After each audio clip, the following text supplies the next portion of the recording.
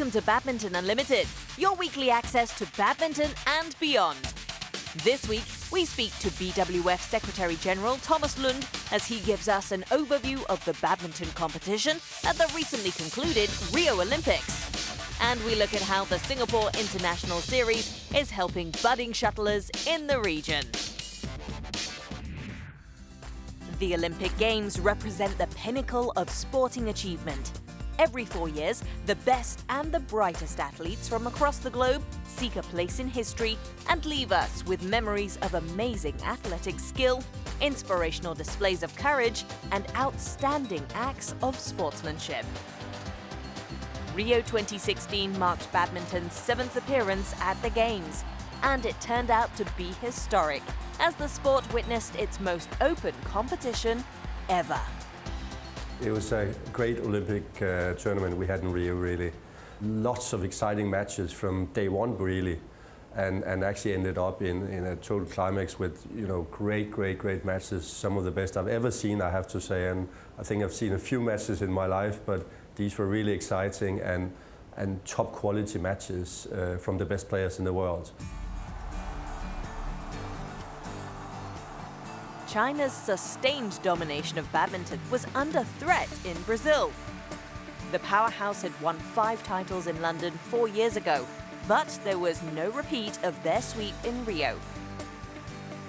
With 4 nations taking gold across the 5 categories and an unprecedented 9 countries climbing onto the winner's podium, the playing field in badminton became more level than ever.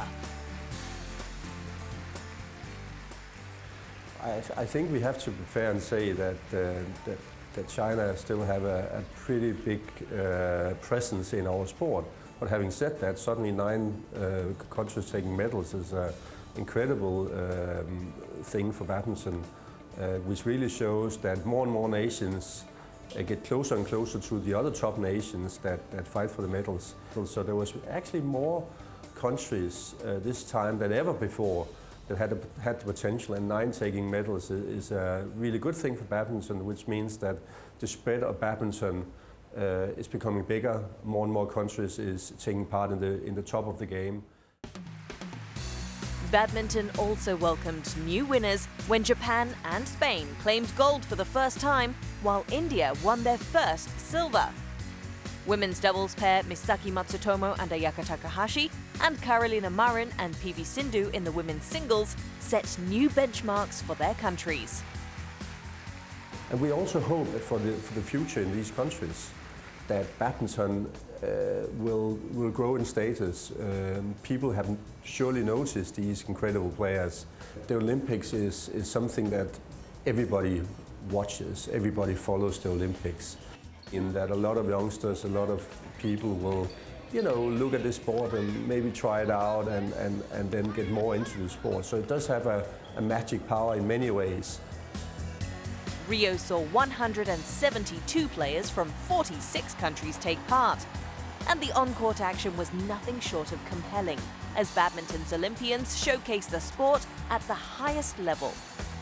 When we look at the quality of the players that actually come out from new regions, we really see a very positive development. We see that these players are able to not yet win and get into the final rounds of the tournament, but we see them competing at a much higher level than what we've seen before, which actually is promising for the future. I think we are seeing the outcomes of probably what has been happening over the last 10 to 15 years in badminton, where a much more structured work has been done in the member federations around the world. It's not a 2, 3, 4 year thing to develop good badminton structures and with outcomes of good players. This is really a long-term development plan you need to have in a country.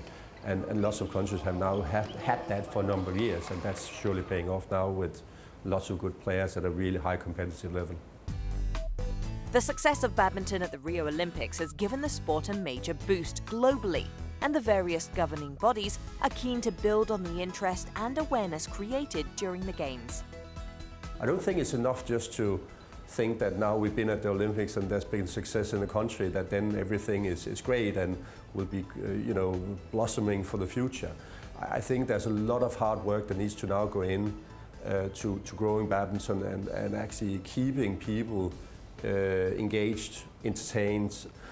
So it won't stop here, but I'm sure the Olympics have done a great thing for many countries in terms of at least creating a big awareness around the sport, and maybe having a lot of players right now going out and saying, oh, we've got to try this game, badminton, and play this game more.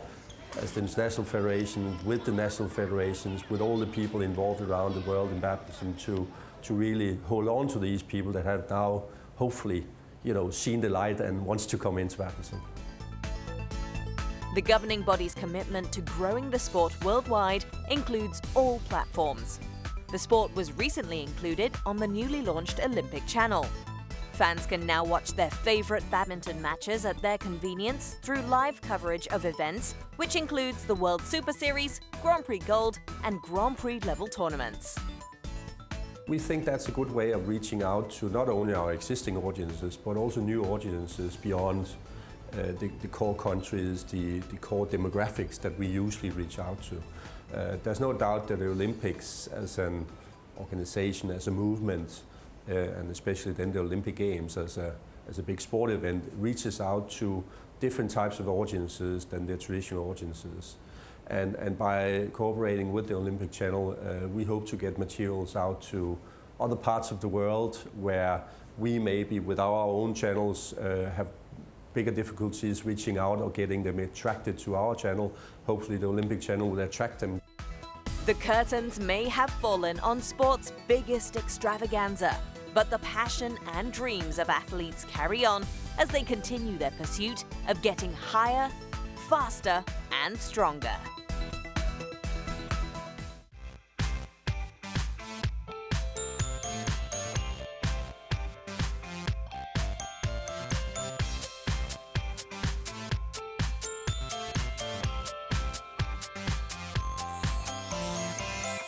My favorite food are the tacos. My favorite food is Italian. My favorite football team is Barcelona because a Mexican player played there and he won the Champions League when I was young, so that's my favorite team. That's also my favorite team because it's a very solid team and I like the way they play. I would choose winning an Olympic medal because the Olympic Games is like the most prestigious thing or the most valuable thing an athlete can achieve, so I would choose that. I also choose Olympic because it's like it's a medal for your country, and you will be like recognized forever, in your country. So that's why. Time to test your badminton knowledge. In this week's trivia, we want you to name the 2015 BWF Male Para-Badminton Player of the Year. We'll reveal the answer after the break.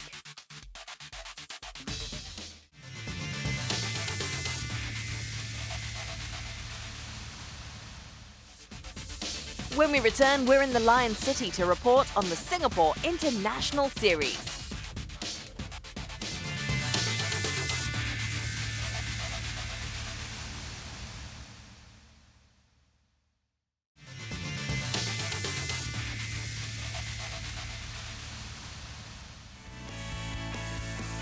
Get in touch with us on social media. Follow us on Twitter. Tell us what you think of the latest news. Or perhaps you just want to leave an encouraging post for your favorite player on Facebook.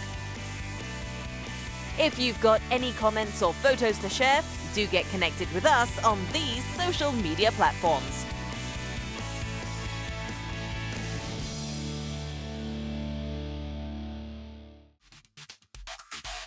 Before the break, we asked you to name the 2015 BWF Male Para-Badminton Player of the Year. The answer is Lee Sam-suk. The Korean shuttler was a triple champion at the 2015 Para-Badminton World Championships held in England.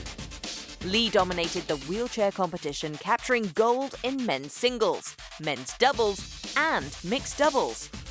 This is the third time the shuttler has accomplished a triple gold medal performance, a feat he also achieved in 2009 and 2011. The world champion was named Male Para-Badminton Player of the Year at the gala dinner held last year, prior to the Dubai World Superseries finals. It was the first time para-badminton players were honoured at the year-end awards. The BWF calendar includes different grades of competition to suit players of all levels. At the top tier are the World Superseries tournaments, where elite shuttlers battle for top honours. Further down the spectrum is the International Series, a lower-level competition popular with junior players and emerging players embarking on the next stage of their playing journey. Singapore is one of the countries around the world that hosts an International Series tournament. The Singapore International Series was actually started in 2009. Before that, it was known as the Asian Satellite. However, now it's a BWF Level 4 tournament. So with that and with the whole new naming structure, 2009 is called International Series. Overall, we have a few hundred players from around the countries, such as Malaysia, Indonesia, and as far as Japan, Taiwan, Korea. We dropped by the Lion City to report on how the competition shaped up recently. The island nation is also home to a World Superseries event, the OUE Singapore Open, since 2007.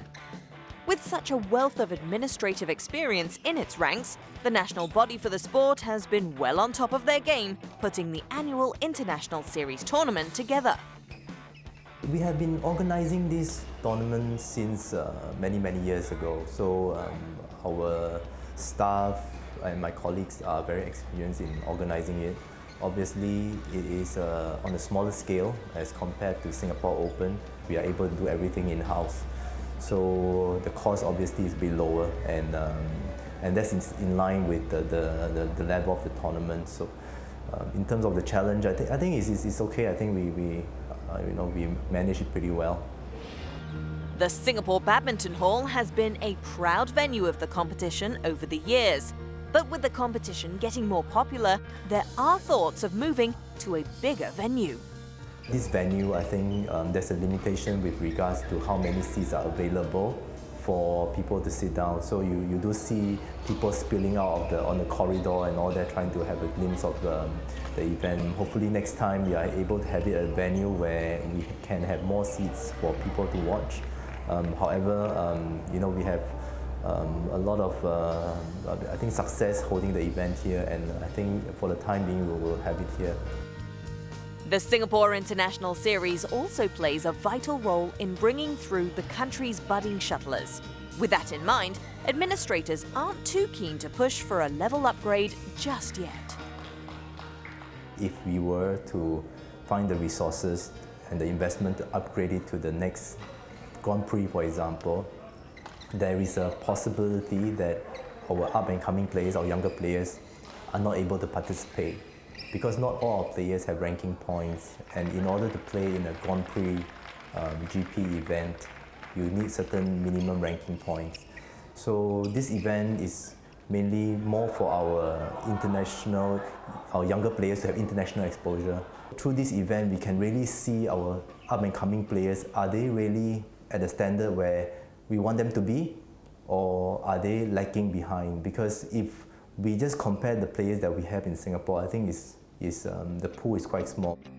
Echoing these sentiments are the players themselves, who feel such tournaments help the younger players gain valuable international experience.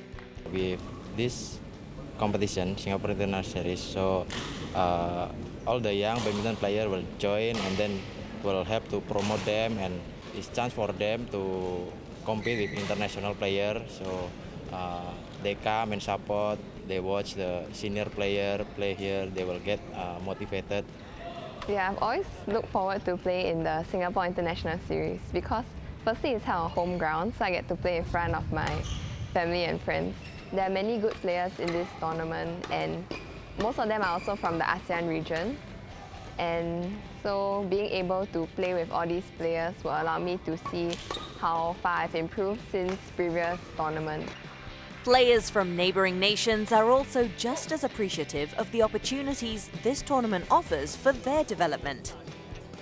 It's helped me gain a lot of experience by not only playing, but by also watching other players so that I can gain more experience from them in terms of how they play, tactical-wise, and how their stamina is improving, how I have to improve my stamina, how I have to improve my game.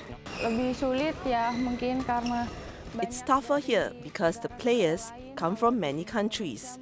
It won't be the same experience if I just played in Indonesia. dari banyak negara. The World Superseries and Grand Prix level competitions may set some of the benchmarks for title aspirations. But as far as the Singapore International Series is concerned, it's content to stay as one of the platforms helping young guns kickstart their careers. For the time being, I think we probably will stick to where we are now because I think it's a good balance. We have a Singapore Open, a Super Series event, and a lower tier event that can allow our young and upcoming players to participate. I think that's a pretty good balance.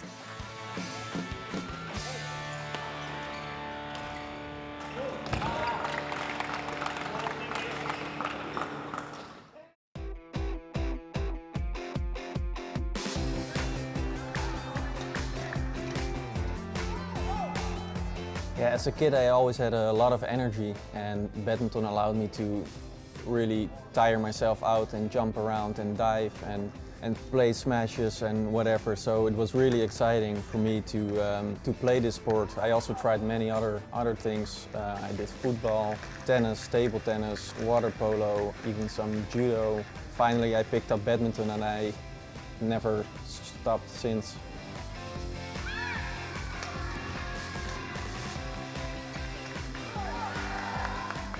It's such an exciting sport to play. What most people don't understand is like the speed, how fast it goes actually. When you talk about it, oh, I'm playing badminton, or like, oh, what you do in your garden. They often get a response like that. I get really mad and angry, of course.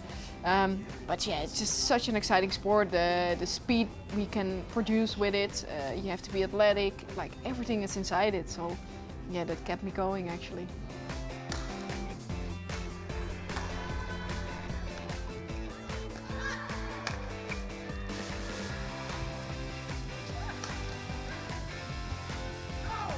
I don't mind playing with a bit of pressure. I enjoy it actually. It's better than to play just a match for when nothing is at stake. But also I feel a lot of support from the people in Holland, and all the people are so nice to us and they're praising us and encouraging us. So yeah, it's a really good feeling to feel that support of our own people. Yeah, I think every athlete is going through that. But on the other hand, we're maybe lucky that badminton is a small sport, so you don't have a lot of media going over you. But of course, a lot of people at home are expecting us to do well, so a little bit of pressure is also needed, I think, to perform well, because if there's no pressure and everyone thinks, oh, it's just nice, you just go on and play, then you don't really strive to get the best out of yourself, I think.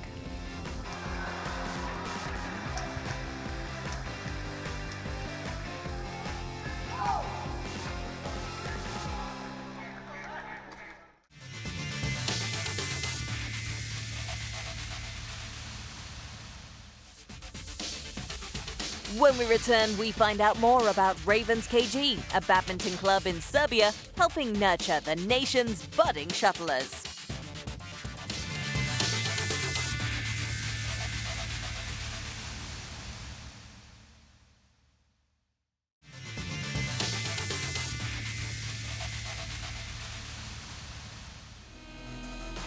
Visit our YouTube channel, badmintonworld.tv. There are tournament highlights, plays of the day, as well as past matches to savor. Missed an episode of Badminton Unlimited? Do not fret, all the episodes are available for your viewing pleasure. All the best badminton clips are just a click away. Before dazzling crowds on the biggest international tournaments, most badminton players' roots can be traced back to their clubs. In Europe, the club system has proven to be a springboard for the region's talents and has sparked the success of competitions such as the European Club Championships. Serbia's Ravens KG is one such club in Europe, making positive strides for its country's budding shuttlers. Our club was founded 14 years ago, and we started from scratch, let's say from zero, and start developing, let's say in the beginning as recreative players, then develop with more talent in the youth, and we working a lot on education, all of structure, all coaches, and try to get in as many tournaments as possible. And during the years we develop, and let's say that we are now at the position of one of the 4 strongest center of development of badminton in Serbia. Badminton Unlimited cameras were in the Balkans recently to report on one of Serbia's leading badminton institutions. Primarily led by a 2-man coaching team, Ravens has a playing stable of 30 shuttlers across different age groups, starting from the under-13s. I'm working with the younger players and the beginners. On my training sessions, I'm trying my training to be educational and fun at the same time, because I wanted the kids to see that how lovely is this sport and to be in the badminton as long as possible. The younger players have around 4 training sessions per week, and for older we are trying to have 4 training sessions in the hall with the shuttles and racket, and also we're training 2 times per week in the gym or running in the park. Through Ravens, players are able to tap into its network and widen their social circles. It is of no surprise this camaraderie in the club is paying off on the court.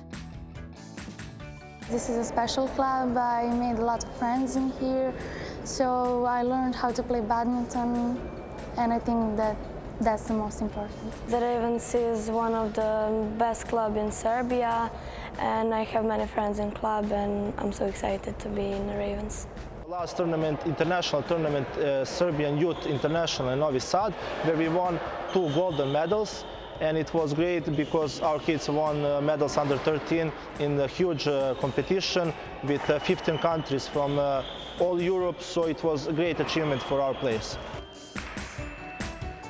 As one of the hubs developing the country's talents, Ravens works closely with the Badminton Association of Serbia. The club plays a key role in the nation's push to promote the sport. We are connected since the beginning and doing a lot of projects like the Girls Project, the Phoenix Project, and also we have a lot of activities together, let's say as organizing tournaments. We're also involved in all tournaments in Serbia, trying to participate in all tournaments, and also going together with the players from other clubs and tournaments in the region. Despite these efforts, badminton is struggling to gain a foothold in the country's sports scene.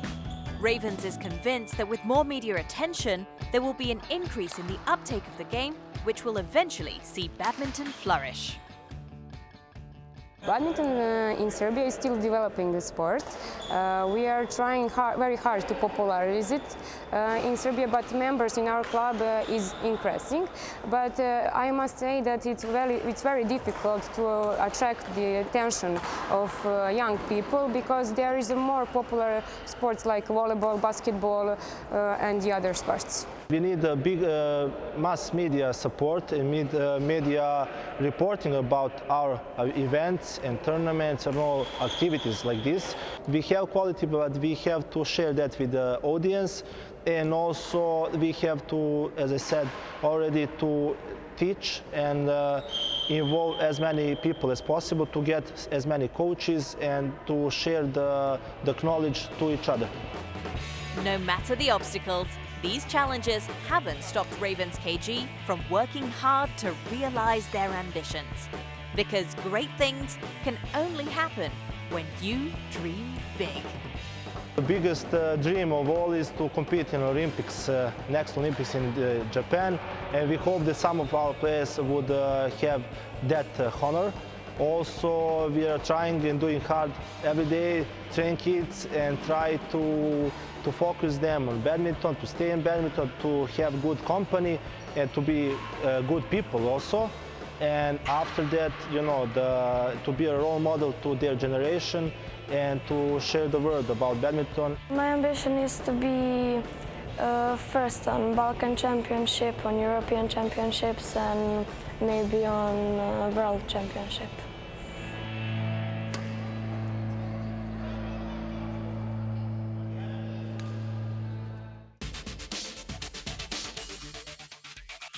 Before we go, let's see what the international circuit looks like as we check out the Badminton Unlimited calendar.